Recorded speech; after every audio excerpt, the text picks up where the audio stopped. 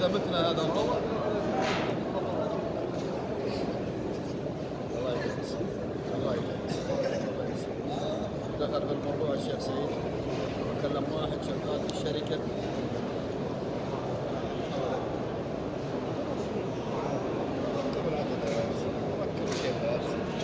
وزين يقول لك يلا روح انت شغلها بالمفتاح انا اعطيك الخاطر.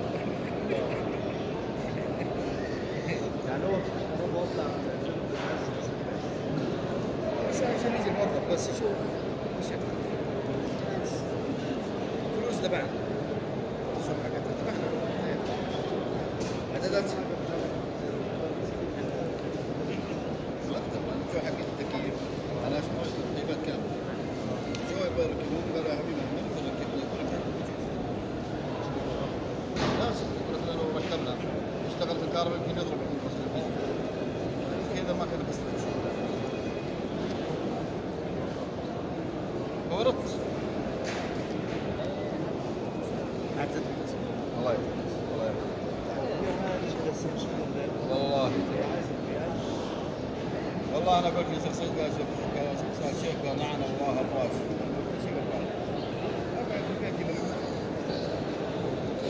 لا يا خلي في الغرام خلي يبدا من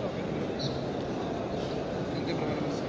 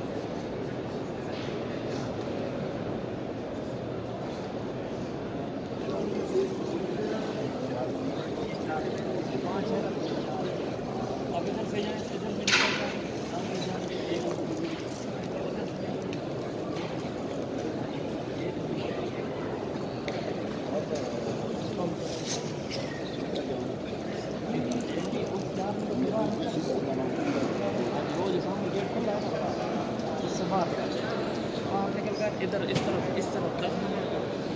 कदम जाए आगे एक दो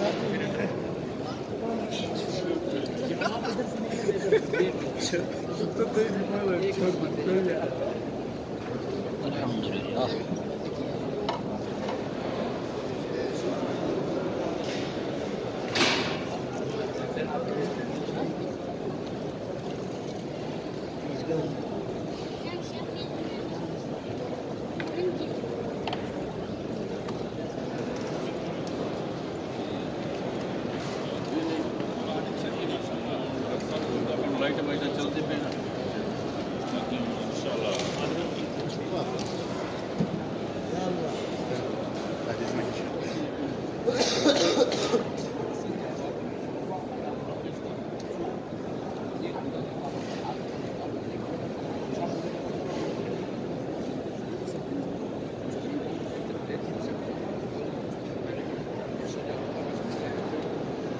لا